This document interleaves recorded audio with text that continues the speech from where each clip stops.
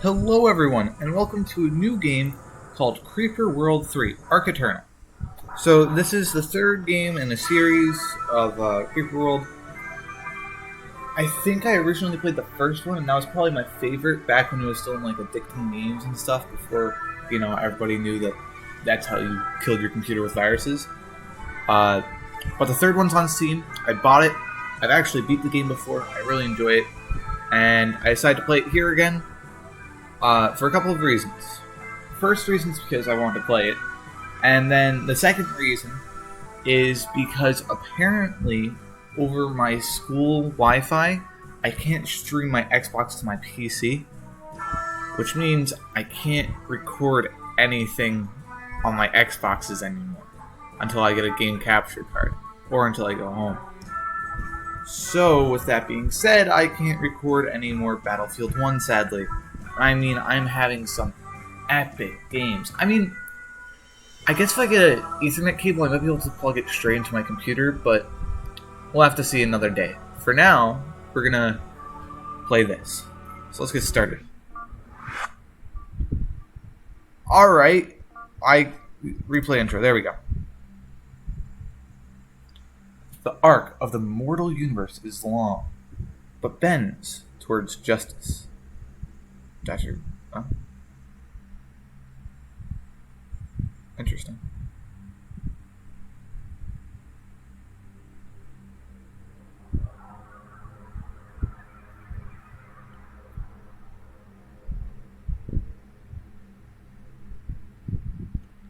Creeper World 3, Arc Eternal.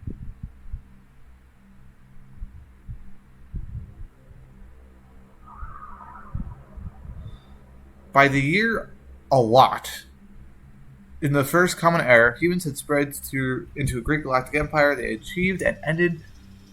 All they had achieved ended when the Creeper arrived. Thousands of worlds were destroyed by an unknown enemy, yet a small group of less than 50,000 humans survived. Their impossible journey ended in the destruction of the enemy nexus and the founding of a new sole human colony. 30 years later, the enemy returned. Yet again, humans held back the darkness. A peace that would endure for many millennia was created. But like all things crafted by human hands, it would not last. So those were the first two games, I'm pretty sure. The first and the second coming of them. Again and again, the Creeper would return. Eons would pass between each culling. Empires would rise and fall, each more brilliant than the last.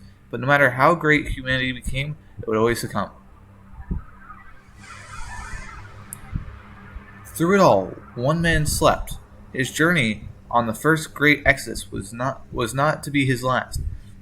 Guarded and watched over for billions of years, his time to awaken has come. Now, when the last of the great human empires has slipped away into the night, the sleeper awakens.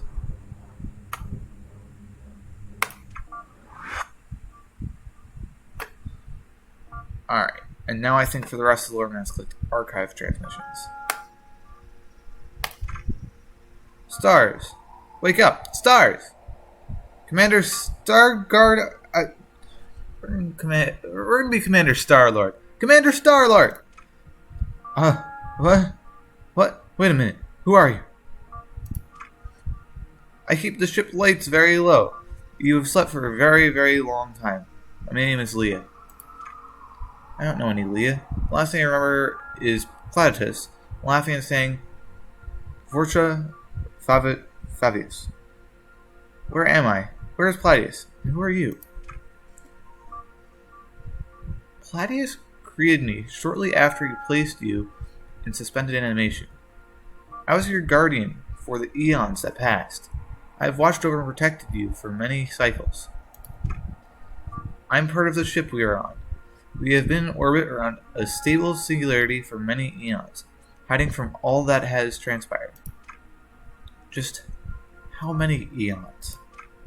It is difficult to measure because of the expansion of space, the rift space cataclysm, variations of various cosmological constraints, quit stalling, just a round figure, over 5 billion Earth standard years. My gods. Why? Answer me! Why? I'm sorry, Star-Lord. All I know is that now is when I was to awaken you, and I, this ship, are now at your disposal. My only instructions from this point forward are to follow your commands. None of this makes any sense. Organ seems possible, but I long ago abandoned the concept as impossible. So let's take a look. Ship sensors indicates we are no longer orbiting a singularity. Correct. I warped the ship to a nearby star system to begin the reactivation process. Unfortunately, there appears to be a warp inhibitor in this system, so we're stuck here till we do something about it. Warp inhibitor? Move the ship to Tempest, the world without a shield. Then launch ground activations. I'll explain more once we get there. Here's Tempest. Alright, let's start. So I'm probably going to be doing about one planet each day. So we're probably going to just start with this. Excellent. This world should suffice for demonstrating the core capabilities of the ship. Unless, of course, it's super, super short, in which we might play too. There's a creeper emitter here. Yes, I'm afraid so. What just happened while you slept? Dozens of human civilizations rose and fell, each trying ever more desperate measures as the creeper would always return. The last whisper of final civilization hasn't been heard for many thousands of years. As far as my sensors can discern, only ruins remain. Why was I forced to sleep through this, only to awaken to utter desolation? Strange. This world seems to contain some manner of pod. Technologies remain rare. Remnants are rare, so I would investigate. Follow the ship's automated assistance program and acquire that pod. Can I pause? There we go.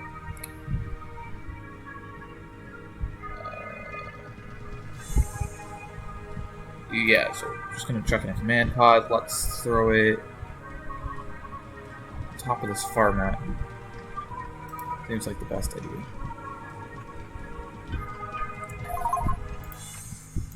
And I do know what I'm doing a little bit, so.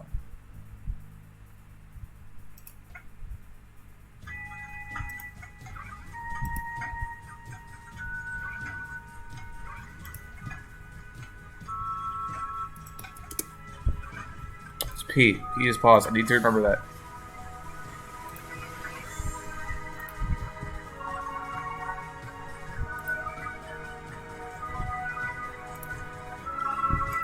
Alright, so what we're doing now is we're placing some collectors.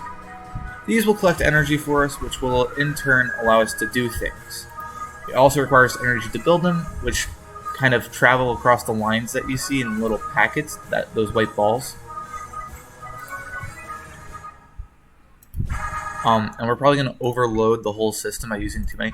You'll start to understand how the counting works pretty fast. I'll kind of just let you figure it out on your own.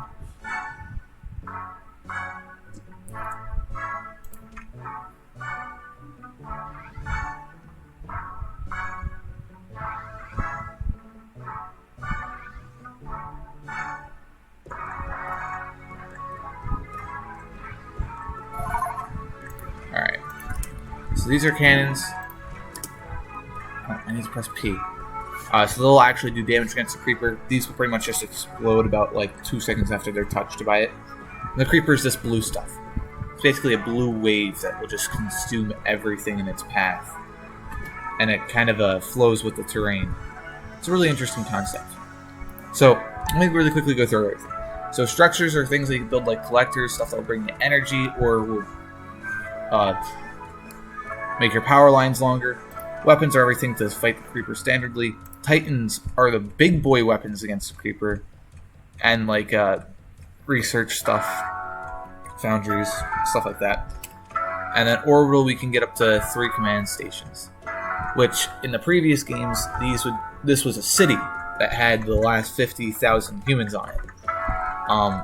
But in this game it's just command station.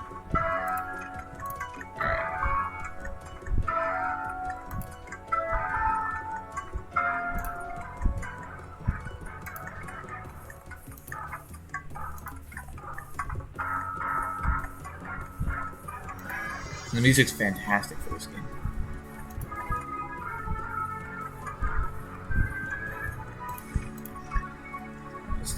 I don't think we'll be able to place that weapon in time, but if we can, that'd be great. But I think we'll die before that happens.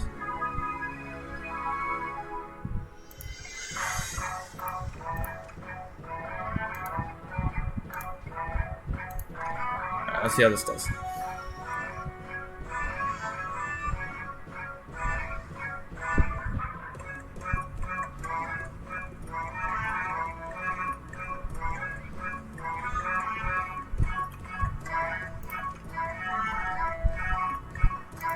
And while we're waiting, we have extra energy. We should probably build more of these, which will give us more power. Now, another thing. The power lines aren't damaged by the creeper. And the power lines are those little white lines connecting everything, like I said. So you can have, like, one here, and then if you have a long enough connection, you could have, like, one here, and if they connect, you can throw power over it.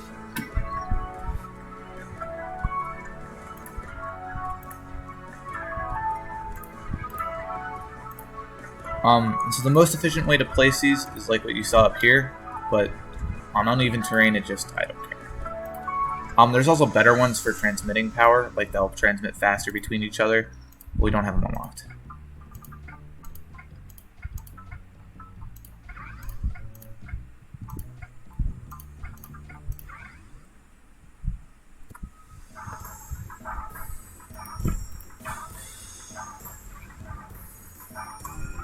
And this might be like the weakest planet I've ever seen.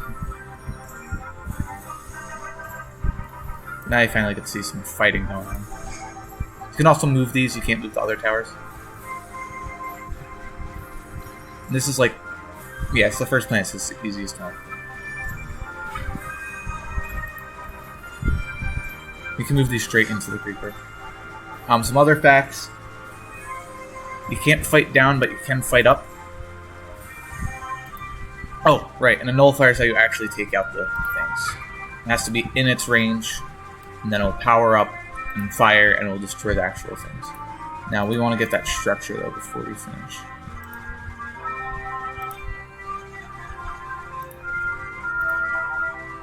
Let's move them up.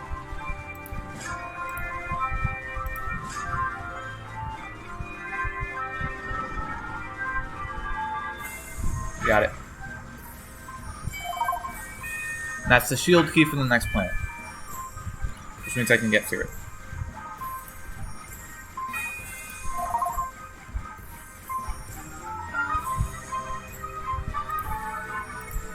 And this guy's a little too close, as you can see. He's just taking damage because they can't shoot fast enough. Let's take that out.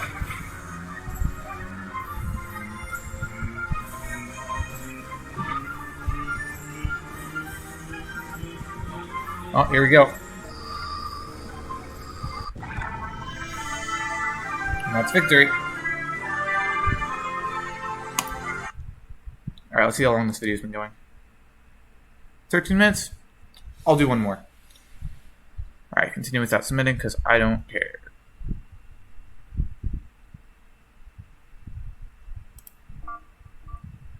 Alright, now we can go here because we got the shield key.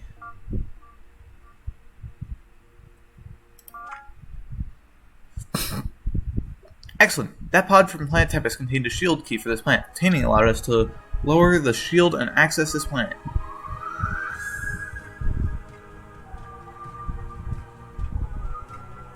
Okay. Entire planet is shielded? This has been some desperate attempt at defending against the creeper. One that sadly failed. The human civilization that developed this shielding technology had high hopes. They accomplished many great and magnificent feats, but the end came for them just like all others. There's a large structure here. This must be the warp inhibitor. Yes, these inhibitors restrict warp travel to other systems. We need to destroy this inhibitor so that we can leave this system. Destroying the inhibitor will destroy all other enemies on the map. Really? I did not know that, so I can just skip this one and go straight for him. Huh. Interesting. Oh, that's the warp inhibitor, by the way. Why would the creeper or Loki build warp inhibitors? They did not. I recommend acting quickly and getting us out of here, Stars. No world is ever safe for long. What? Okay, I don't know what the lore here is going on either. So I don't know. If you understand, leave a comment. Like, who's Loki? They're just talking about the god and you know, he's a bad guy. I don't know. Whatever. Let's get into it. Alright. Oh, this is telling me where I can place it. It's the tutorial, so I have to choose that area. Hold on. Pause the game. Damn. So I probably don't need as much time as I spent in the last one, to be honest.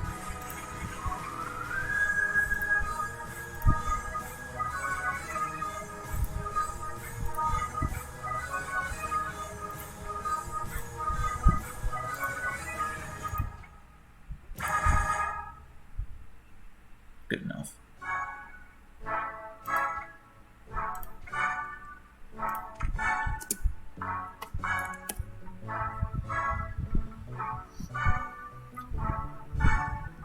Oh yeah, that's a little bit more powerful one. If we can go fast, we can probably build around and just go straight for him then. So each collector provides like 0.5 power. Yay, relays! We like relays. Relays don't collect, but they provide power over longer distances, which you'll see in a second.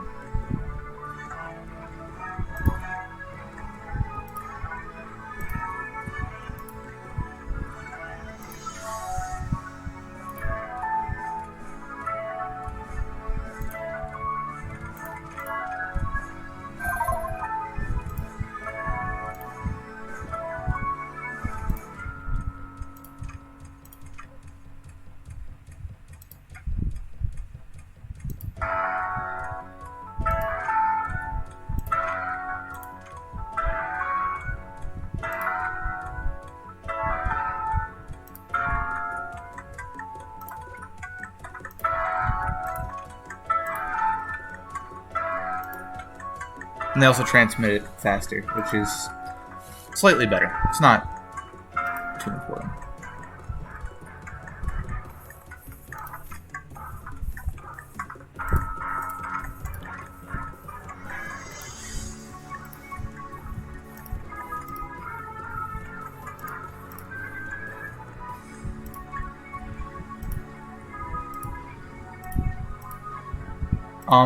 Also, the colors of the map just represent terrain height. It doesn't really matter too much. So like this is the lowest terrain. This stone is pretty high. Like you can see on the map, it goes from 7 to 3. You can also see how high the creeper is with this tool. It's getting there. These should actually start building a little faster, please. Otherwise we're going to start having an issue because it's going to come over this. Another thing that we can do with our relays, just to make everything faster, connect it straight back to the base. Now it's like a highway.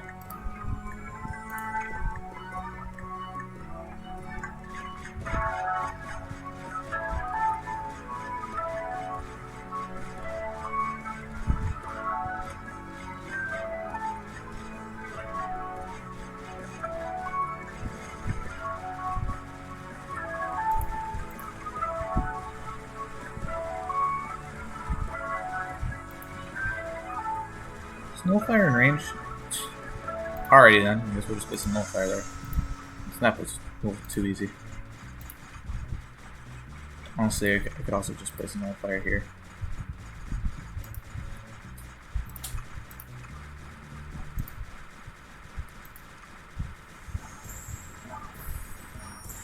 There's some hard maps though as you get later into the game. This might actually be the one game that I didn't beat of Creeper World. Because there's one... No, I think I've actually got past that one map after many trials.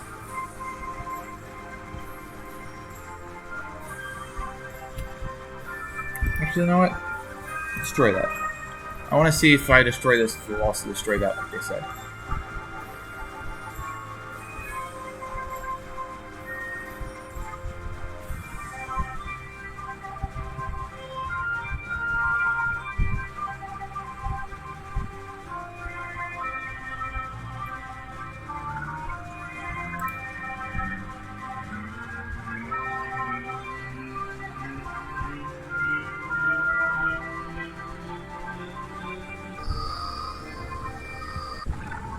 Bamboozled.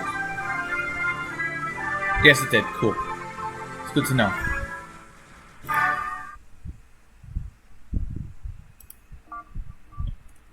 Alright. So that looks like it's going to be it for this one. But this has been Creeper World Arc Eternal 3. Great game. Why does it always scroll down when I go to check my recording? Alright. Well, either way, this is going to be it. It was nice seeing y'all. I'll see you in the next episode.